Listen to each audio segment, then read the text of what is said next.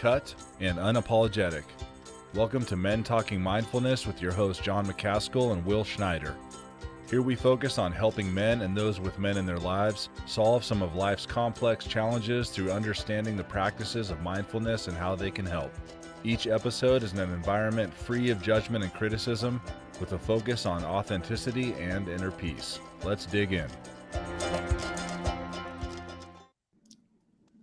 All right. Fear.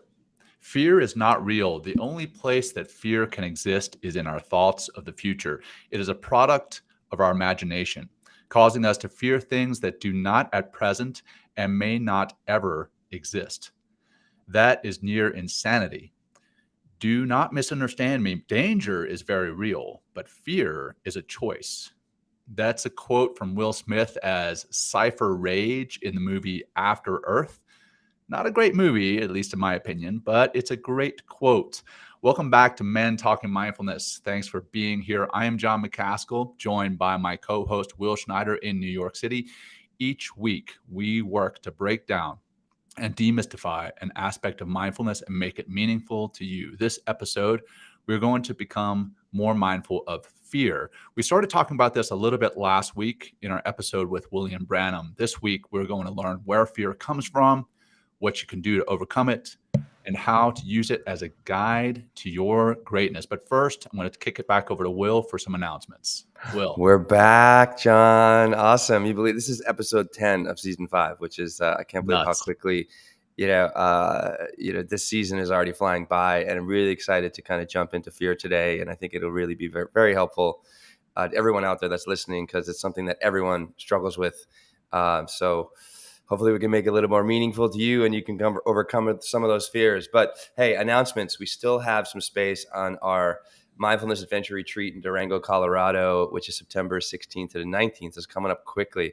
Also included in this retreat, just not these wonderful 4 days together, but we have a 4-week post-retreat integration program to help you get the most out of the experience, allowing you to live more mindfully instead of mindfulness just being an idea. So if you want to learn more, head to mentalkingmindfulness.com/retreat, and all the information's there. And please, if you need to, there's even a spot on the page. You can send us an email if you have some questions, but let us know. We'd love for you to join us, and it's going to be a really great time. And also who's joining us, but not just John and I, but Dr. T, who's been on the show a couple times. All right. So, hey, before we jump into fear, and one thing you might have, if you're regular listeners out there, John and I usually get a little anxious and amped up before the show. Yeah, a little fearful because it also comes from passion, right? We really care about what we're doing here. So we have our little grounding practice, and we're just going to keep it real simple. We're going to do 5 big inhales and exhales in and out to help ground us. So let's go. Close those eyes or keep the eyes open. You can breathe with your eyes open. You're already doing it right now and all day. And let's just ground ourselves for a moment. We'll just start with a nice big exhale out the mouth. Let's take a big giant inhale through the nose. Keep going, inhale. And exhale gently out the mouth. Good. More. Inhale, 5 seconds. 4, 3, 2, 1. Exhale out slowly. Mindfully controlling that exhale. Again, in 5. Out 5. Couple more. In, big breath. As we exhale, see if you can allow your shoulders to relax down, your face to soften. You can see if you can find a deeper grounding into your feet or your sit bones. And one more time, inhale.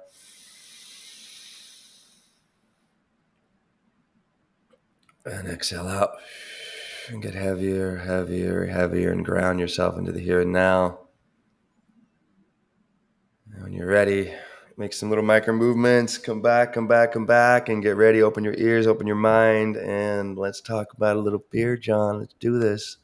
Yeah, well, I know you also had another quote that you wanted to jump into that's kind of helps to lay the foundation for today's episode. So turn it back over to you yet again. Yeah. So this is from an old school. I mean, it's not super old school. He was around in like the 50s, 60s, and 70s, 80s. Krishnamurti.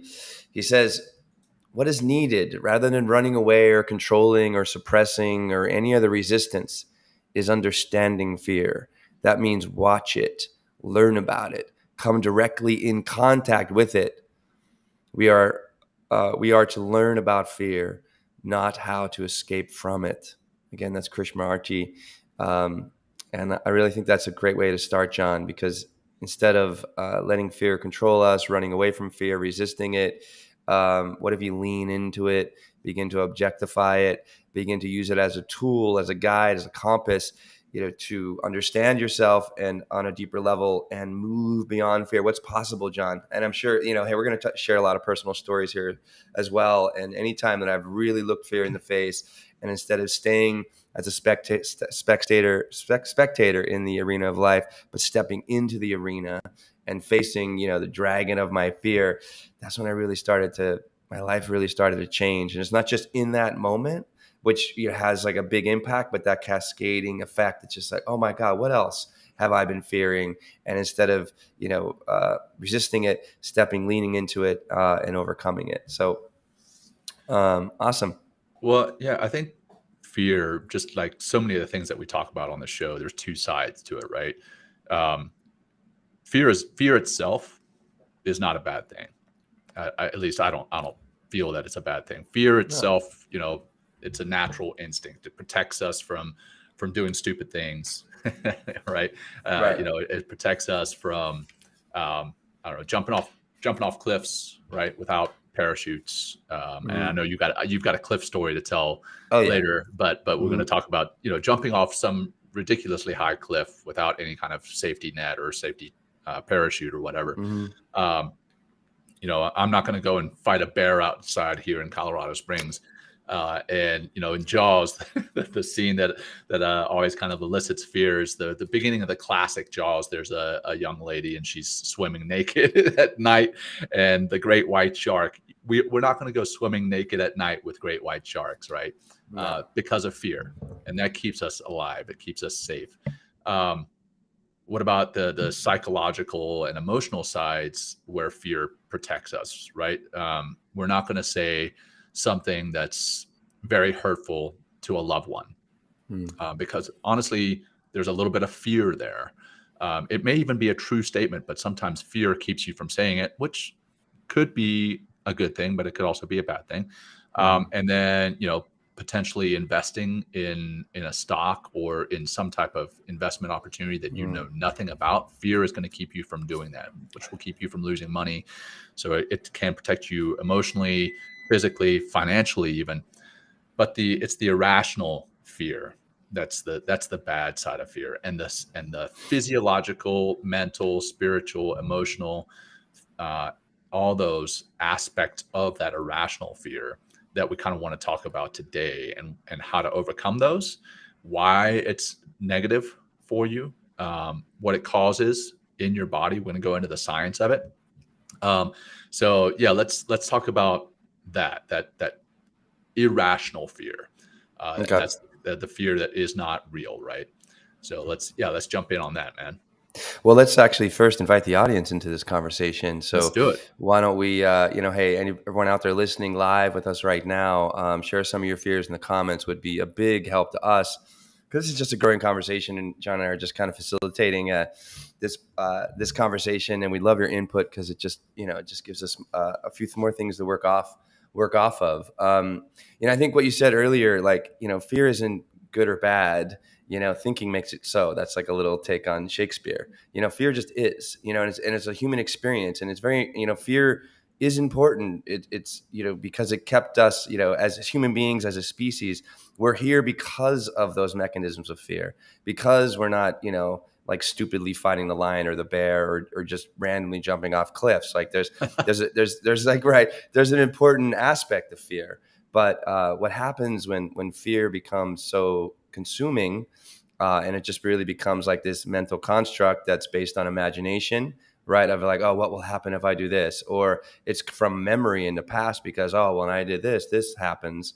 But I think what's really important here about fear, number one, to get to know the feelings of fear, right? Like where is that in your body, right? Like, so you can come back. I think it's a really great example of jumping off a cliff. Like, I mean, I definitely like, cliff jumping, but I'm smart. I'm not dumb and just jumping off any random cliff. Like, I go in and I check the depth of the water first, or you know what I mean? Or I've seen many people jump off that same cliff and then come up and survive. Right. So, there is, you have to be calculated here and not just ignorant and stupid. I mean, that's like, that's stupidity.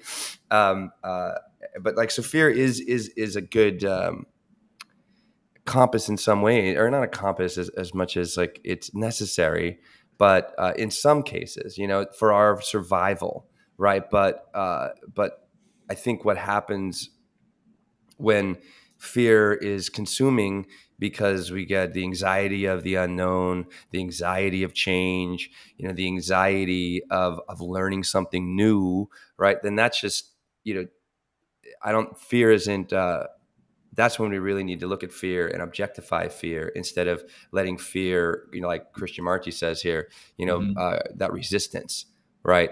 And stops us and prevents us from doing things. And everyone out there listening, like, just even take a mental inventory or drop it into the notes. It's like, when has fear prevented you from doing something, right? And it's happened to me like many times. So let's get into, those, some of the science of fear. I think would be a great place to start, because it gives us a good baseline. And I like talking from a scientific and research and psychological perspective in this case. For sure. Because it's, because we're all human. We all have fears. But then it's like, how do we process fear, Right. Well, again, coming back to, the raw primal fear that kind of protects us from doing stupid things, or protects us if we are already in a situation that we need to defend ourselves. So coming back to that, the fighting the bear scenario, right? Mm-hmm. What happens if we're fighting this bear? Our amygdala kicks in, that fight, flight, or freeze. That's the sympathetic nervous system kicks in, and that's going to shut down everything else. So, we're not going to be thinking with our prefrontal cortex. That we're going to be thinking about survival. The cerebral cortex becomes impaired. Our heart rate increases so that we get that blood flow, so that we can act quickly. Our respiratory rate increases. The adrenaline kicks in so that we don't feel pain as much, but the rational thought all kind of goes away, right? So when we are feeling fear in a true life or death situation, fear is a good thing. Here again, we're coming back to when fear is a good thing. But we sometimes fear irrational things. An email pops in that we hadn't expected, and it says, new deadline. And that's a threat. We're perceiving it as a threat. And now our body responds the same way. Our heart rate increases, our respiratory rate increases, the prefrontal cortex, the cerebral cortex starts shutting down, and we act irrationally. We start kind of living in a fog. So that's when fear is obviously a bad thing, but that's just some of the science behind it. It's the sympathetic versus parasympathetic nervous system. And we talk about that quite often on the show is how to tap into that parasympathetic nervous system. And that we've done that at the beginning of the show, just a couple minutes ago when Will was leading us through that grounding exercise. We just did some simple breathing. And I watched a great couple of TED Talks yesterday. Cindy Gaddis, one of our fans and friends, sent it to me on LinkedIn. Nice. All on how breathing can control your heart rate variability and your heart rate and heart coherence, and how that can really change your perception of what is happening in life. That can change your fear. And it's really fascinating. The guy broke it down into an acronym. He actually broke the word breathe down into an acronym. BREATHE. Breathe. B is for breathe. R is for rhythmic. E is for even. A is for I forget what A is, but through the heart and every day. Breathe through the heart every day. Or maybe always through the heart every day. Like, always, oh, there you always through go. the heart every Bingo. day. I got that's Yeah, feel thank like I you. just won Yes, something. All right, yes, cool. you did. Thank you. Yeah. So you saved me. You saved me. Thanks, buddy. That's what we're here for. Is for. I'm listening to you, I John. actually started experiencing fear right then. I was like, oh crap! I put out the fact that I'm going to break down an acronym and I'm going to screw it up. And what happened? My heart rate increased, my hands started sweating, and then I failed. But hey, that's another thing, and we're going to talk about that. Is the forms of fear, and we can go ahead and jump right into that. And one of the biggest things is fear of failure or fear of imperfection. And literally, right then, as I was going through the acronym there, I experienced a little hit of fear. I'm like, I'm going to screw this up. And I had that fear of failure, and it did in fact cause me to screw it up. And that's an interesting thing. But that's an anecdote, sure. But you blow that up into life. Where are we feeling that fear of failure, fear of imperfection? And I'll kick it back over to you, Will. Well, actually, what's the acronym again? So what is it for breathe? Breathe. I just want to hear it again. Breathe. B is for breathe. R is for rhythmic. Okay. So so even breaths, even. So, so creating a pattern of breathing. Yeah, having a pattern. Then E is for even. So you don't want to have like kind of all like staggered breathing, like nice and even. And he in this talk, he talks about, as a rower, when you put the oar in the water, you want to pull nice and evenly. You don't want to pull hard at the beginning, relax in the middle, and then pull hard as you're bringing that oar out of the water. Smooth strokes. Yeah. Smooth stroke. A is for always. T is through heart every day. So through the heart every day. Right. So day. connecting, also, so what you said earlier, it's like, we talk, it's mindfulness, right? It's like, so we really always can kind of pinpoint down to reacting versus responding. Right. So it's like, if you're in a reactionary state, right, you're being just continually triggered by the environment around you, or that, that circumstance. And it just, this whole STIA process, right? The thinking, the emotions, the actions, and we're kind of reacting without thinking. Right. Whereas if we use the breath, right, and understand that acronym, and in order to maybe understand that acronym, anyone out there, like maybe you just need to start doing some even breaths and just watch how that drops us down into that, that rest and digest and that calm, cool, and connected self. And we begin to have, we are of our mind, we are in the moment, we're with our body, we're aware of our feelings, but not hijacked by them. But let's get into some of these, I think, irrational fears. So here's the irrational. So we're not thinking clearly, right? We're not processing the world clearly because we're clouded by the emotional response to the circumstance. So where should we start, John? Well, I mean, we kind of already started the fear of failure and the fear of imperfection. Right. And here in the comments, there's a few folks who've said, fear of failure, public speaking. When you get into public speaking, that's one of the biggest fears out there, is second only to death. Right. But yeah, the reason people fear public speaking is tied to that fear of failure and that fear of imperfection, that you may say the wrong thing and that you may look stupid or sound stupid. But you know what? When you come up and show up authentically in your true self, that's when the audience is going to connect with you the best. We've seen it time and time again on the show. Exactly. Right. We're just talking before the show saying we're going to be called, instead of raw, uncut, unapologetic, just authentic as fuck. Right. AAF. Right. I mean, because it's we had it could be considered from a perfectionist point of view, a messy show last week. Like, I had technical problems, my sound, William dropped off, came back on, like I was in a different place. And then sure enough, it all worked out, and it all worked out exactly the way it should. And I think it's like, because we stayed authentic, because also, John, we're moving through the heart. We're here not to be like, oh, look how perfect. And, I sound right. It doesn't make a freaking difference. Like, it really doesn't. But the more you authentically show up, and when you're living in authenticity, right, you're living more through that heart, you're out of the concept of perfection, right, and what it should look like. We are so much. We live in this society where appearance, right, and that's just not physical appearance, but that's like how the words that I'm using, or how smart I'm sounding, and that just creates it prevents us from being a human being, which is flawed, who is, just has an experience that is always changing, always going to be a little messy. Right. And what I've learned, John, like the more that I fall into the mess, lean into the mess, lean into authenticity, things just work out all the time. And like I've taught thousands of classes here in New York, and I learned luckily very early on as a teacher, just by dumb luck or just a pure gift, that I was here we go. Here's a fucking example of imperfection. Sitting in one of my first classes, or teaching one of my first classes in New York City back in like 2009 or 10. And I have a packed class. It's like a 6 p.m. on like whatever, a Monday. So it's full room, like 50, 60 people in there, sitting down, trying to and I'm really new to teaching, right? So it's different, practicing yoga, but then try to speak to yoga and bring people into a practice is a very, very different experience. So I'm all in my head. I'm feeling all anxious, and because I'm kind of hijacked in that sympathetic nervous system.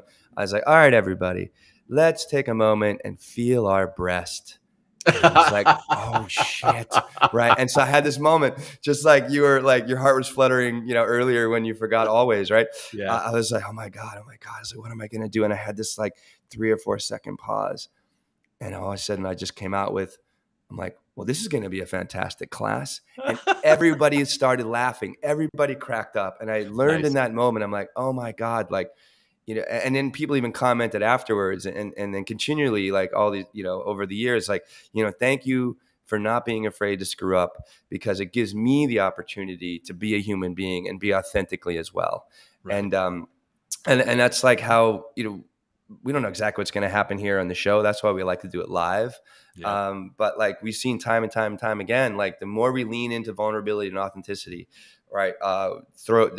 More people show up. The show continually thrives, and actually makes it a hell of a lot more fun. Because I don't know if I'd be able to work with you, John, if you were a perfect. And we're perfectionists in the sense of like, let's get everything right, dot all the I's and cross the T's as far as from the technology side, get our notes ready. But when it goes live, it's like we're stepping on into this arena and just trusting our experience, then the preparation. But also what I love too, John, is working, our relationship here in the show.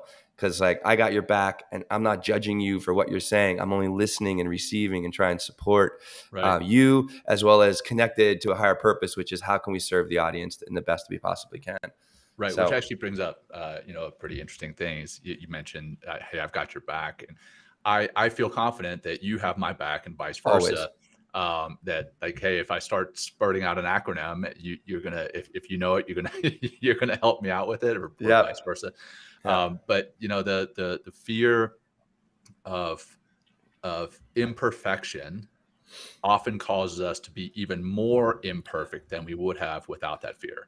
So if you just realize, hey, you know what, I'm going to go on the show, for instance, or I'm going to go up on stage and I'm going to talk, and I'm not going to be perfect. If you go ahead and set that for yourself, now, sure, you want to strive for doing well, but realize you're not going to be perfect. The lighting may not be perfect. The microphone may not be perfect. What you say may not be perfect. You may stumble over a word here or there. Just roll with it, and you're going to come across more authentic, more confident, and often it's going to come across better than if you go up there and you have this perfect script and you try to stick to that perfect script. I remember, now I got to come back to a pretty vulnerable time. When I was in 8th grade, I went and did this big speech, and I think I may have talked about this on the show before. I did this big speech competition, and I memorized the speech word for word. And if I missed a single word, it was not going to be perfect. And I went up there and I was nailing it. I was like, da da da da, and I'm like super confident in myself. This is sounding so great. And then I got to the end and I said, "This brings me to my conclusion." And I just froze. I was like, shit, I don't remember what my conclusion is. And I stood up there for like a minute. Whoa. And like, a good minute in front of this long time. Oh my gosh. It was like, I could feel my heart racing. I could feel myself sweating, and I just froze. And then I just made up some conclusion that lasted, 30 seconds, and I ran to my seat and sat down. It was not the conclusion that I had originally scripted. It was nowhere near what I wanted it to say. But if I had gone up there and realized, hey, you know what? I don't have to be perfect. It doesn't have to be exactly word for word per the script. I can kind of flex. And that's what I do now. When I public speak, I have a general framework that I talk from, and I feel a lot more confident getting up there and doing it. And because I'm not trying to be perfect, because I know I'm not going to be, because I know I'm not, because I'm a human being, and Right. I'm not going to be perfect. So I want to come to a couple of the comments here. Yeah. Let's see. One of them is pretty funny. I don't know if this is actually true, but Keith Williams, he says that Thomas Edison was afraid of the dark, so he invented lights. Face your fears. I love that. Exactly. Lean in, right? Yeah, for sure. Exactly. What is it? Necessity is the mother of invention. Yep. Exactly. People are afraid of what others will think. Absolutely. Fear I like of this. failing. The next one. Yeah. I'm Fear- sorry. Yeah. My biggest fear is failing others that are counting on me for their success. Maybe weird way of fearing responsibility. And, it's like, leadership fears. And John, I think you might be able to talk about this, like being the commander that you are, yeah. and you were, but like, I think it's what I've learned through leadership, and I've had some really great leaders over the years that I've kind of been under their tutelage. But again, coming back to the more authentic, the more not even authentic they are in their presentation or whatever, but the more authentically they connect and heartfully, right, connect with their people, it gives you all the freedom, right, to screw up, right? And I think what's important about leadership and anything, even like you talked about your speech, I was an actor for a number of years, and we prepare, rehearse. And, but one thing, if you really want to be a successful actor and really live in the moment, right, they say before you step on stage, just let it all go and just let it happen. Like, you prepare so much. That's what's important about, I think leadership or anything, like, or preparing for that talk. It's like, I think it's important to have strategy. It's important to be prepared. It's important to get ready, because that's like that's the biggest parts I feel of leadership, is the strategy and the implementation of the plan. And we don't know if the plan's never going to be perfect. Yeah. Never going to be perfect. What's important is adjusting, right, and having the flexibility, to adjust in the moment, in the circumstance. Because if you're a perfectionist, you're going to get easily frustrated. You're going to be yelling at people, and you're going to be jacked up with those, that cortisol and adrenaline and the sympathetic nervous system, and you're just going to be, boom, take yourself right out of the moment, right? And then if you're not living in the moment, you're living in your head. And if you're living in your head, you're just kind of looking for problems and looking for more ways that this is going to potentially fail, instead of using the circumstance, using the time, adjusting to what's going on, and then dealing with the circumstance at hand, because everything is changing all the time. Right. And I actually had an executive coaching session this week where I was talking about that fear when you take command, or you take a new position at work, right? You get promoted into the position that somebody else held. And there's this imposter syndrome that many of us have. It's like, hey, I'm not going to be good enough. I'm not going to be as good as the person before me. I'm not going to be as good as the person I replaced, or I'm not going to be as good as the next person that replaces me. And so you end up spinning your wheels, driving yourself insane, burning the candle at both ends, trying to, be a perfect leader, answer every single email, do every single thing on your to-do list. And you end up, because you're striving so hard to be perfect, you wear yourself out, and you're actually worse than you would have been in the beginning. So let's talk about some of the other things. Fear of rejection, huge one. Yeah. So, and I've spoken about this on the show before too. My wife and I are together because I finally overcame fear. So we're in Afghanistan. Working together. She worked with me at SEAL Team 10. And I'm putting this out publicly now because we're married and we're way past the point of where we can get in trouble for it. But so she worked for me, and I called her up to my office, and, we had been hanging out. For those who are military and have ever been deployed, you end up with little places that you hang out at the coffee shop or by the coffee maker. It's just like any other workplace. You end up having little places that you congregate. We had been hanging out and sharing stories, and I realized that I'd started to develop feelings for her, and I was like, shit, should I tell her? I'm really, honestly, I'm fearful of telling her. I'm fearful of saying something and then her being like, oh, well, yeah, I don't feel the same way. I know, And right? Oh my God. and I looked at this picture that we had up in the office. And it was a lion. I've actually got a tattoo similar to it on my side. It's a lion, kind of like this, and it says, fortune favors the bold.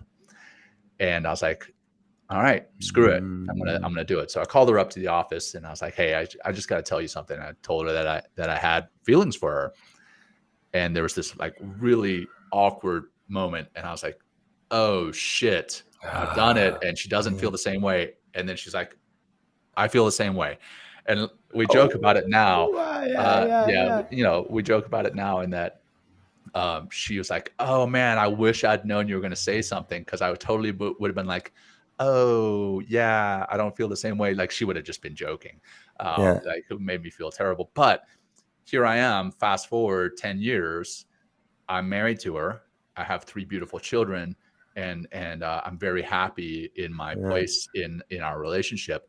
And if I had not overcome that fear of rejection, I would have missed it. And Lindsay, our executive assistant in the private chat here on the show, she says, I like you. Do you like me too? Check yes or no. Or I don't know. I think that's an old country song. I can't remember if it's can't remember. Hey, if you remember who sings that, put it in the comments.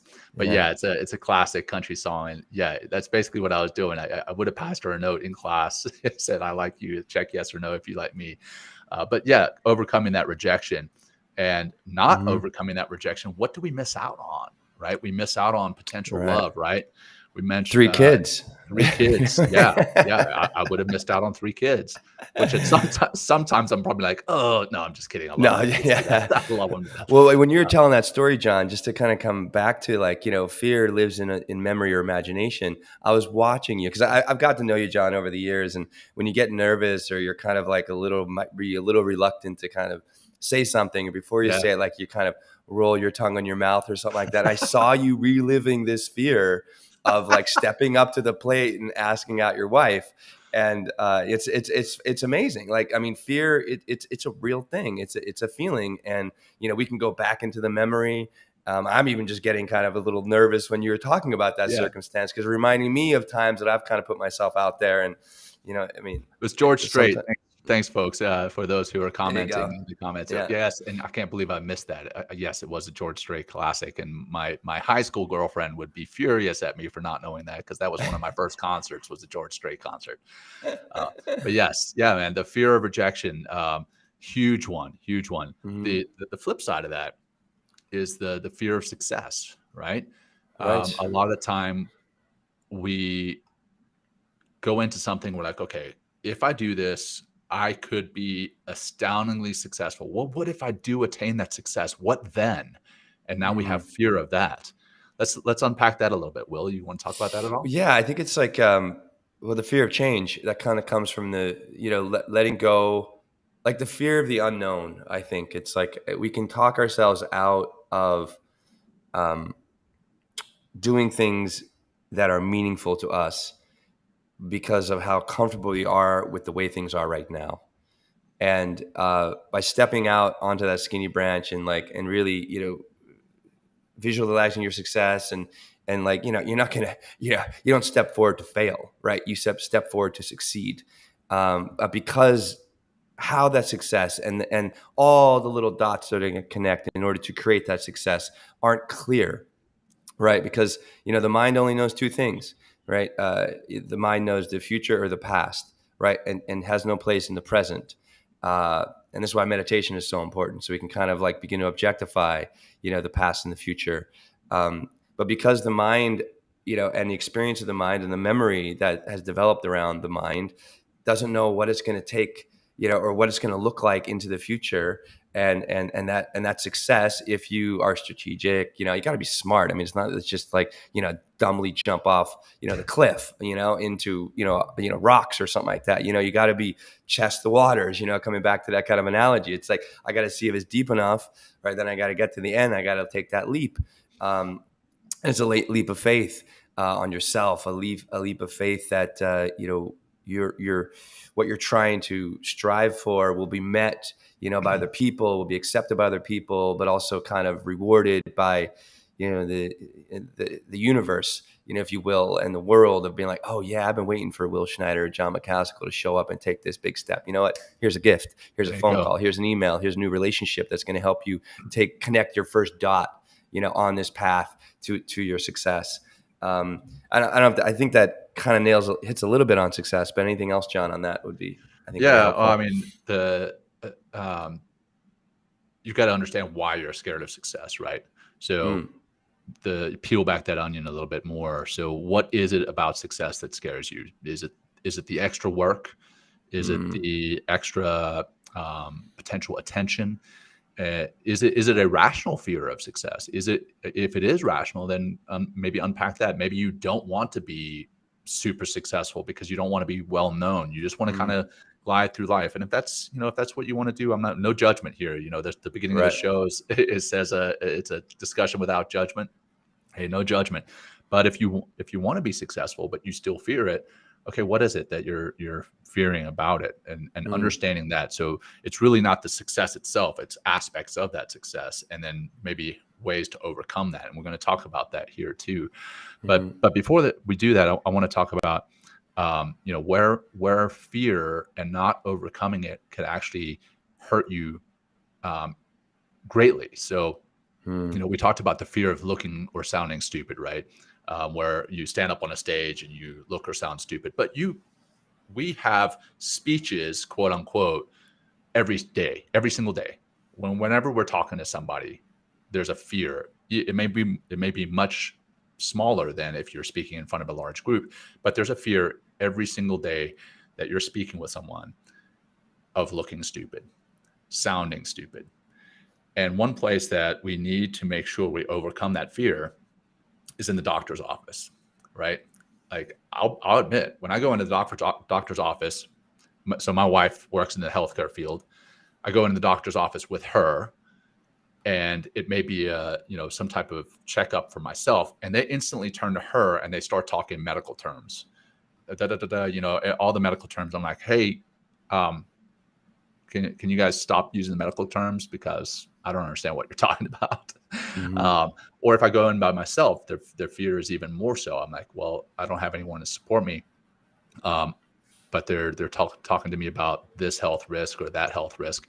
And I'm just like, okay, yeah, sure. And I just march on. Well, is that the safe thing to do? No, it's probably safer to ask a question and quote unquote look stupid. You don't actually look stupid, but you think that you do.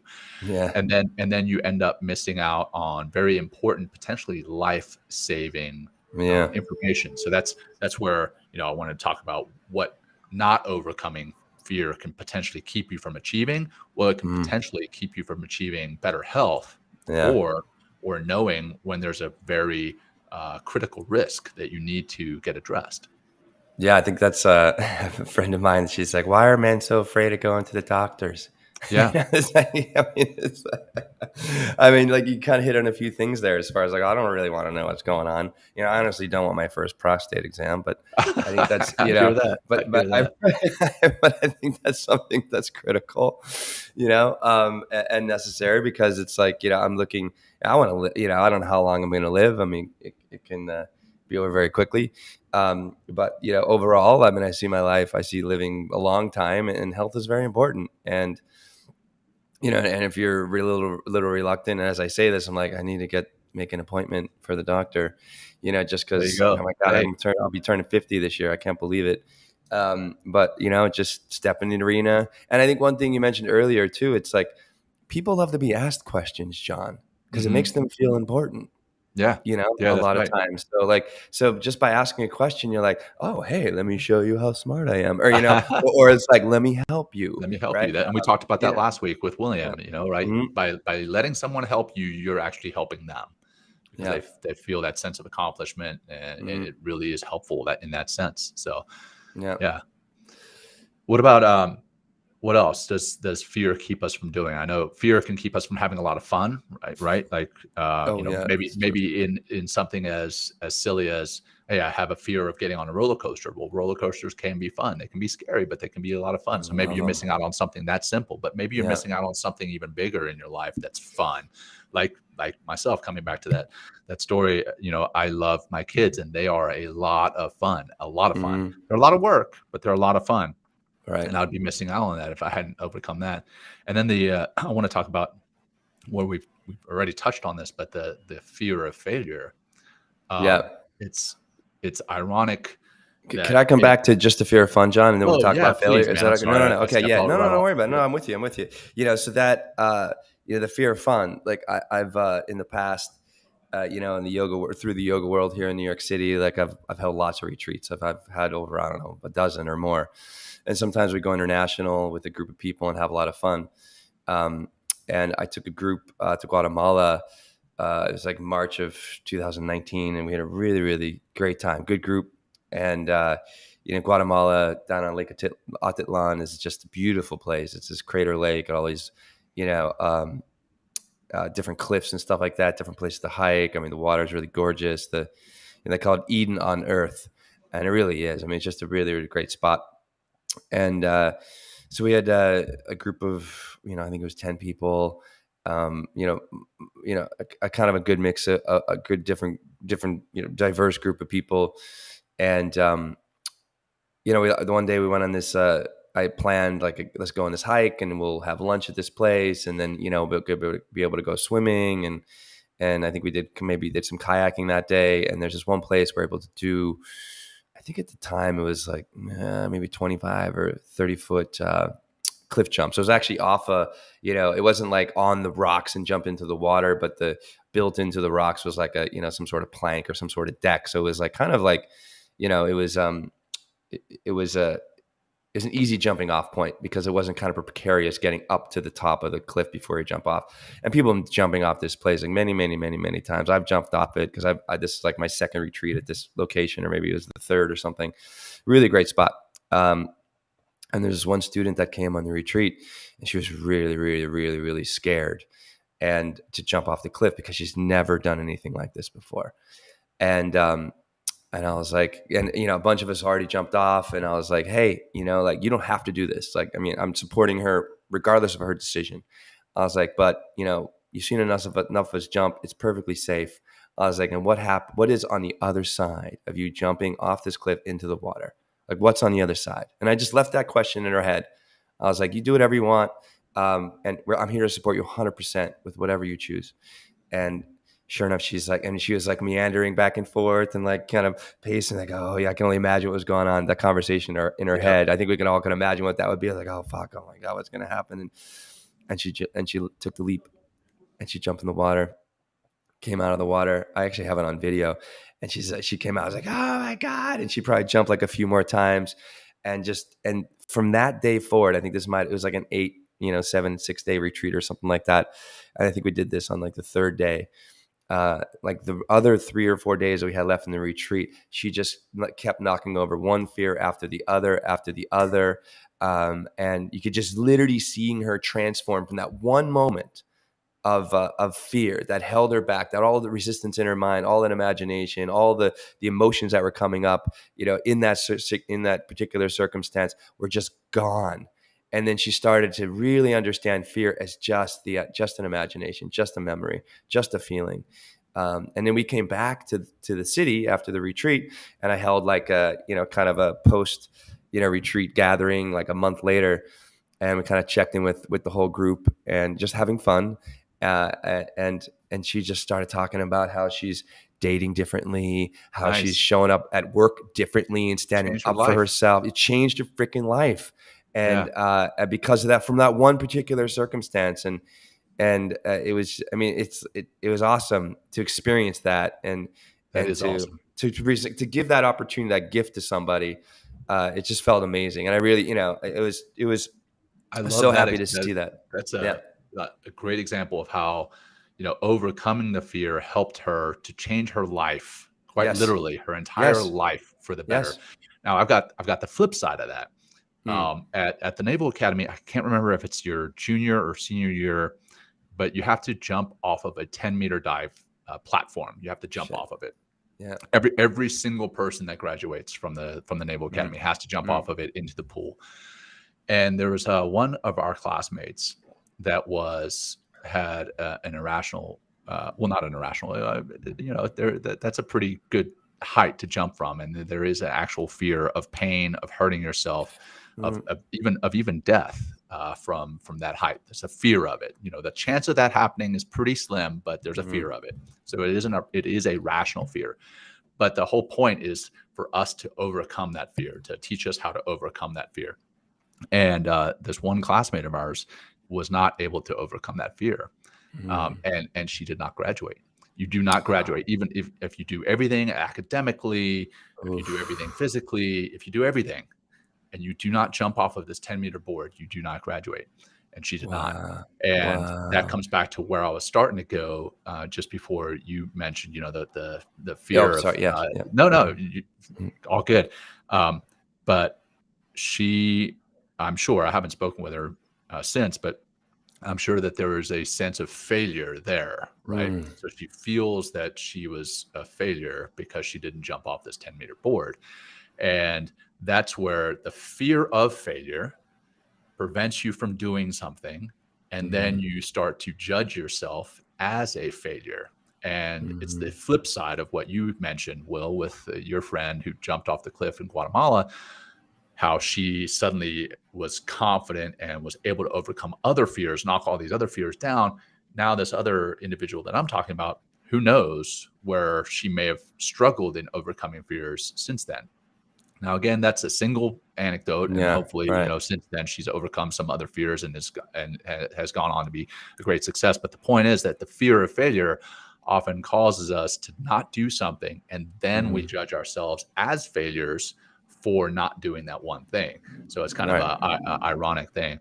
But I think it's also, let me just double on that, John, but also typically I would, in those circumstances, if you don't take that leap, right, figuratively and literally, then you're judging yourself, but you're always, that memory is there. And how much is that living right in all the other circumstances in your life where it's like, where the risk is there. I mean, this is like, risk and fear are very closely tied together.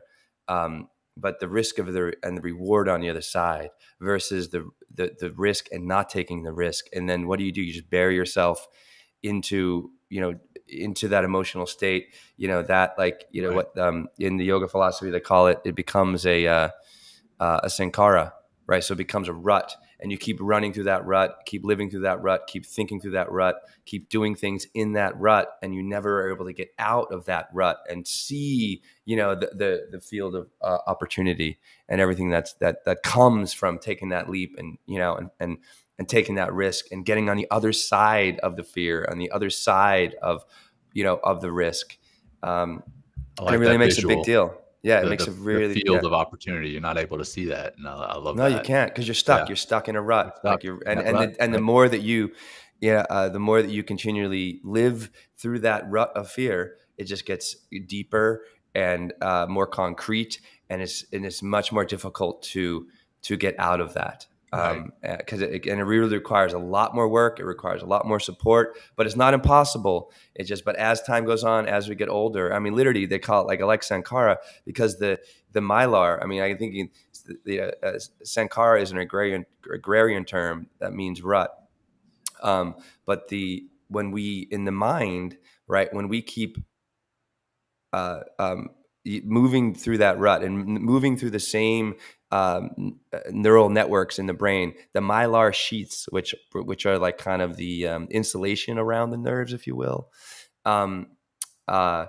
just keeps getting stronger, thicker, and it's really hard.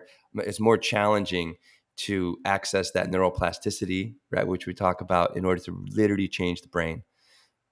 So just to being aware of that, like if there's something out there, whoever's listening, that you need to do and you've been wanting to do, find a way to do it. Yeah. Or get support. Yeah. Let's talk about that. Let's talk about overcoming the fears so that you can, in fact, rewire your brain so that you can overcome other fears, knock down those other dominoes, knock down those other fears. And let's figure out what overcoming fear looks like, because that's, again, we've talked about this before on the show.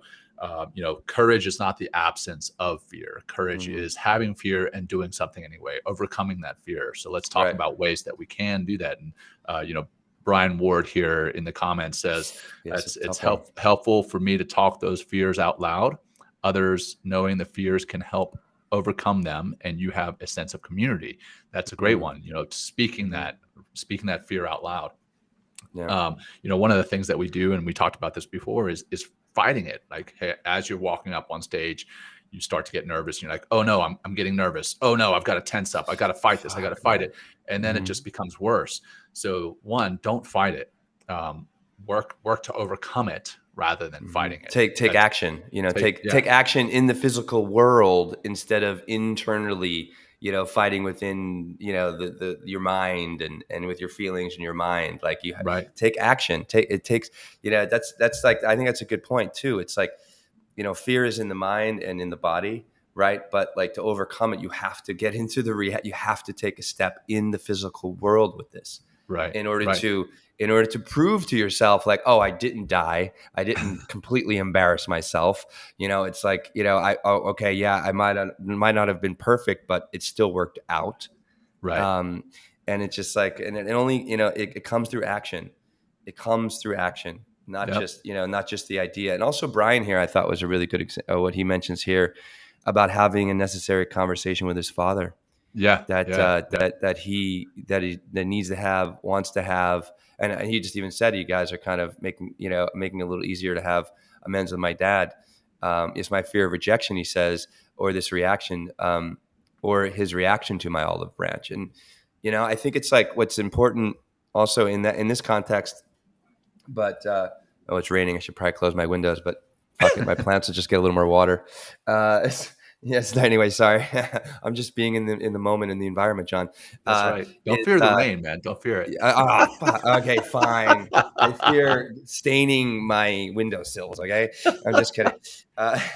But it's like coming from. There's something about speaking, living, and doing from your heart. Really apologizing if that's what you need to do, or really standing up for yourself. We heard William last week stand up for himself when he wanted to be a SEAL. And there's something about broadcasting and living and speaking from the energy of the heart that just melts the environment, melts ourselves as human beings. I think it reminds us that we're all human instead of just like these computers of thought all the time. And who knows? I mean, and I'll tell you what, even if like, and Brian, even if your dad in the beginning is like resistant to the olive branch, by you taking action, and anyone in this circumstance, something like this, and speaking those words and speaking from your heart and really saying whatever is apologizing or whatever it is, like that's no longer with you as well. It's like you've taken that anxiety, that stress, that fear, and it's outside in the world and heard and received and felt by somebody else. And then instead of it being like, oh, what if, and worried about rejection or failure or sounding perfect, you're just like, okay, I have results now. And what do I do with those results? And then I can take different action, new actions by stepping into the arena, overcoming your fear and taking action. So it's there's that heart, John. And I'm so glad we had, my friend Dan St. Pierre from Hyperlight come on and talk about heartfulness, because, it's just like when you broadcast from the heart, like so much is forgiven, so much is received, so much is heard. Right. And I'm just getting kind of choked up talking about it, because it's so beautiful, and life becomes so much more simpler when you work from the heart instead of like living in the fear of the mind. Right. 100%. Mm-hmm. And, coming back to what Brian mentioned, as far as ways to overcome, naming it and figuring out that and naming and addressing objectifying your fears. Yes, And that's then, super key. Yes. yeah. And then identifying it as a fear, and then kind of thinking through the scenario. What are you fearing? Are you fearing the most likely scenario? Like, okay, if you jump off a cliff and there's no water at the bottom of it, it's just rocks. You're fearing the most likely scenario that you're going to hurt yourself. Oh, Okay, that's yeah. the most likely scenario. But if you jump off like a 10-foot cliff, there's water at the bottom of it. The least likely scenario is that you're going to hurt yourself. The most likely scenario is that you're going to have fun. Which one are you fearing? You get on a plane. I know a lot of people have a fear of flying. What's the most likely scenario? How many airplanes fly every day and do not crash? And how few crash? The fear of flying is the fear of the least likely outcome. So just kind of try to rationalize it and be like, okay, what is the most likely and least likely? Which one is it that I'm fearing? And I'm a math guy, so I kind of break down things into percentages and what chances of the chances of something happening, and kind of breaking it down that way. Then physiologically, what can you do? We talked about breathing, regulating your breath. You're tapping into your parasympathetic nervous system by doing a slow, regular, rhythmic, even breath. As you do that more and more often, not the deep breath. Like a lot of people be like, hey, take a few deep breaths. Sure, a few deep breaths are going to help, but the regular, rhythmic, even breath is what's going to really help you to tap into that parasympathetic nervous system and really kind of change the way that you're feeling about something. And then facing fears regularly. You talked about your friend Stephanie, who jumped off the cliff. She faced a fear, and then that gave her the confidence to face another fear and overcome that, and face another fear and overcome that. If we face the fears regularly, we're going to have more confidence, and we're going to be able to overcome more fears. There's the quote, do one thing every day that scares you. And I know this quote has been misattributed to Eleanor Roosevelt, but it doesn't matter where it comes from. It's a powerful habit to get into. If we do something every day that fears, I mean, heck, doing this show right here every day, every time we do it live, there's a little bit of fear. Hey, is it going to be good? And then, hey, you know what? We find out, hey, our tech is flawed, or we said we flubbed on something, and it's okay. It's okay, because we're not perfect. So doing something every day that scares you, realizing that you're not going to be perfect, visualizing the opposite thing happening. So, if I come into the show and I visualize that I'm going to flub and I'm going to say the wrong thing, or our tech is going to suck, and then I flip that. If I visualize the opposite, I'm like, hey, you know what? This show is going to be awesome. We're gonna knock it out of the park. If I can visualize that, then that's going to also give me the confidence to overcome it. So those are some tools that we can use. What else, Will? What did I miss? Well, no, I think it's like, it's funny when what you just talked about, as far as like, oh my God, I hope the technology doesn't do this, or I hope, I sound okay, and you're like living in the fear. You're almost prognosticating what will happen, because it's just funny how, like, the mind is so powerful, that, like, if we have all these thoughts and have all these fears, like some that stuff might really show up, versus like, I'm going to do the best I can. I'm going to flex and flow, with my boy John, and I'm just going to have a great show and have fun and be authentic and be vulnerable. And like, we're always like, I think, again, it's like, and I'd like to talk a little bit about military, John. It's like prepare, right? And you prepare, because when you step out onto the battlefield, you step into the arena, you step onto stage, you step into that meeting, you don't know what's going to happen, right? And the more prepared you are, right? And sometimes it would be, I did a lot of personal growth work through Momentum Education, which is kind of like Landmark Forum, and they had a recipe for having a difficult conversation. And one thing I would do in order to have that, I would first break it down, because it was like, I can't remember how many steps there were, maybe like 4 or 5. And it was good. It was like acknowledging the other person, acknowledging your feelings, but not saying you're feeling this way because that person made you feel. It's just a feeling, and really getting clear, but also, rehearsing that. Like, there's been times where I'm like, you know what, I'm just going to rehearse this conversation with like, a friend of mine. So when I do step into that place to have that difficult conversation, the heart rate's going up and I'm nervous. And I've done this many, many times, like, kind of making a request as well. It's like, hey, I want to do this and I need your help to do that. Is it possible?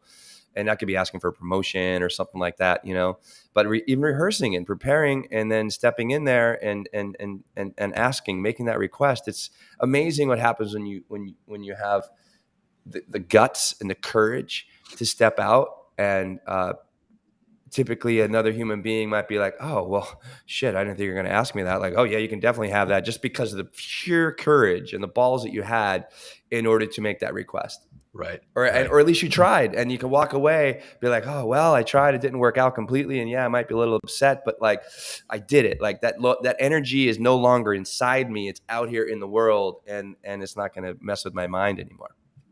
So exactly. And I got to highlight some fun comments that are coming in here on our Army, YouTube Navy channel. shit, Yeah, of course. So, Andy Rise, where are you, brother? You're gonna get crushed, dude. That's You're gonna right, get crushed. Andy Reese, he's going down, man. So Brian had mentioned earlier in the comments that one of his biggest fears is that Army will lose to Navy. Mike came back. He said, you really just need to breathe through the inevitable fear when Army loses to Navy. And Brian came back again coming back to the stats and figures that I was talking about. If I go with the lower expectations and think through the most probable scenario, Army lost looking at the last 20 years, then anything other than that is a good day. So I love the fact that you guys are having fun in the comments. Love the engagement. Let's start to wrap it up here, brother. Cool. I think we're doing. We've done some good stuff here and talked about some good ways to overcome the fear, the irrational fears that we have, and what those irrational fears do to us. Any closing comments, and then we'll wrap it up with a closing and irrational fear overcoming meditation. I think what I'll say in closing is, surround yourself with people that are risk takers. So surround yourself with people that are doing great things, that continually step forward and take action in the face of fear to do the things they want. Whether that's like, showing up at a workout, like, at early in the morning, or, trying to, do some sort of, physical, like personal record or something like that, or right. This could be in business, or this could be, in your relationships. It's like, fear, false evidence appearing real, FEAR.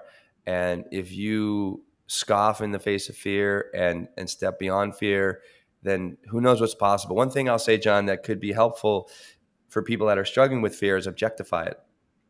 I was watching some stuff earlier. It's like, give it a name. Yep. Instead of it being inside you, understand what that fear is, where that fear is, feel that fear, and then try to pull it out, give it a name, and be like, hey, like, you're not going to mess with me today. Or like, like if, you're not going to mess with me in whatever the circumstance is. It's like, no. It's like, hey, I see you over there. Like, and you got to acknowledge it. I mean, it's not just, don't hide from it, but acknowledge it, but don't let it mess with you.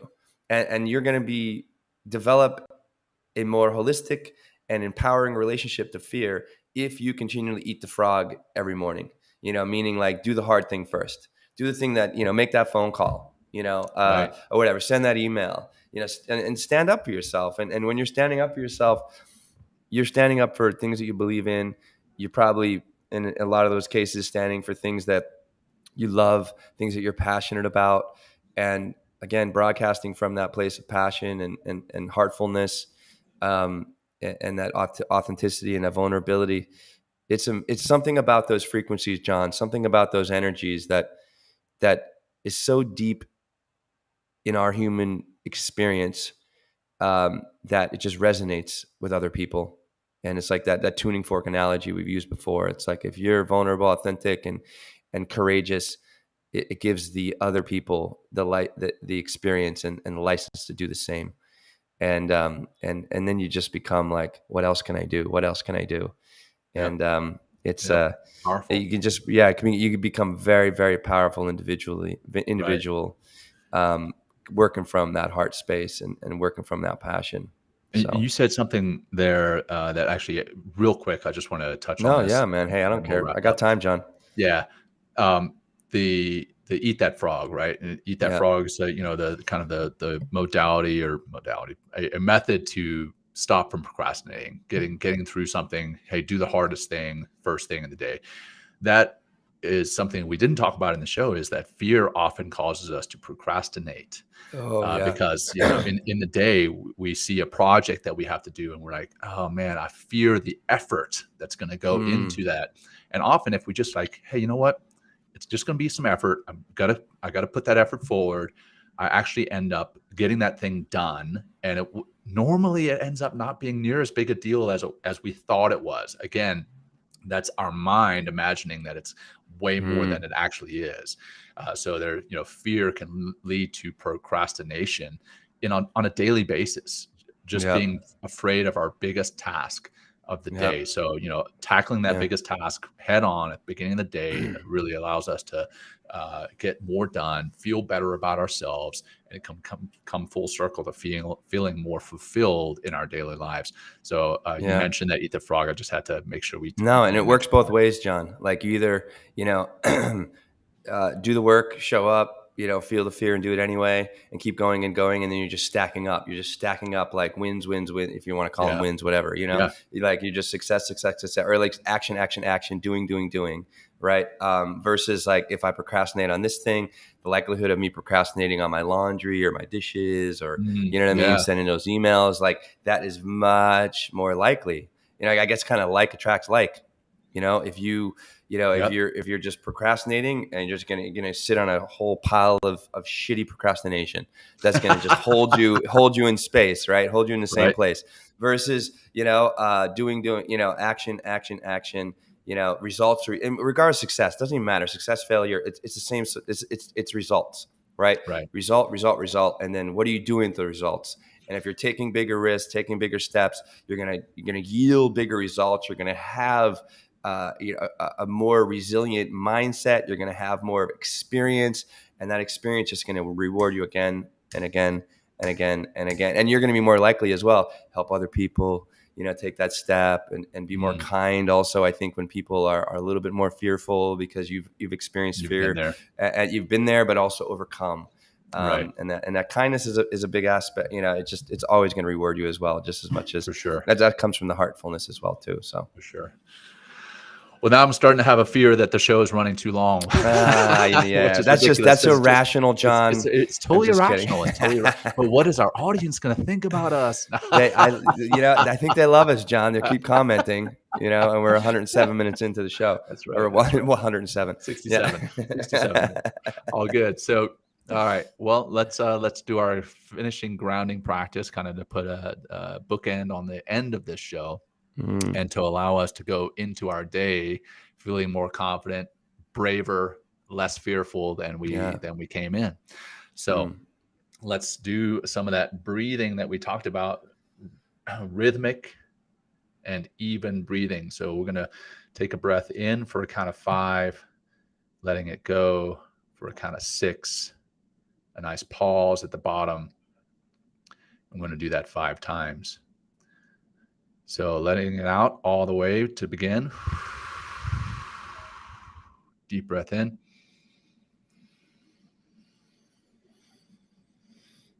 Out.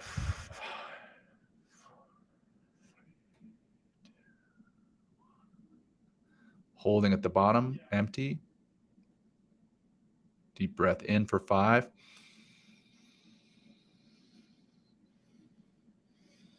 Out for 6. 5, 4, 3, 2, 1. Holding empty at the bottom.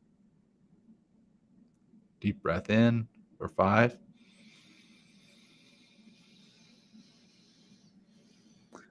Letting it out for 6, nice and even. 5, 4, 3, 2, 1. Holding empty. Deep breath in for 5. Out for 6, nice and even. 5, 4, 3, 2, 1. Holding empty. And last one, in for 5.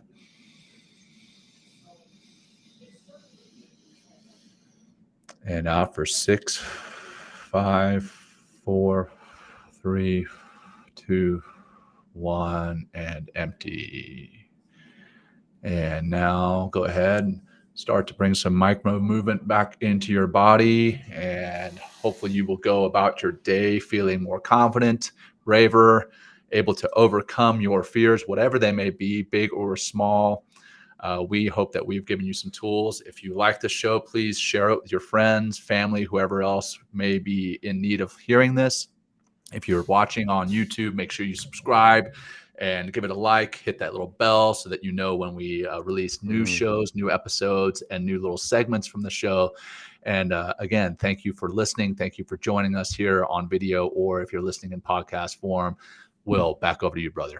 Yeah, you sign up for the retreat. If you want to dive in a little bit more, find more of that courage, find more of the tools that give you that courage, that begin to identify more of your fears and step into that unknown and the field of all possibilities. Come join us in Durango, Colorado, September 16th and the 19th. mentalkingmindfulness.com/retreat. Don't fear the retreat. Don't fear the retreat. Yeah, mentalkingmindfulness.com/retreat. Yeah, be bold. Join us. If you have any questions about that, let us know. We really appreciate y'all being here and supporting the show. And please share, or a review. John, thank you. I thought it was a very solid show today. Yeah, and I thought we did it perfectly. Perfect. It was absolutely perfect. Be well, brother. All right, guys. And all you out there, Until peace. next Thank time. you. Peace. Joining us today. We hope you walk away with some new tools and insights to guide you on your life journey. New episodes are being published every week, so please join us again for some meaningful discussion. For more information, please check out Men Talking Mindfulness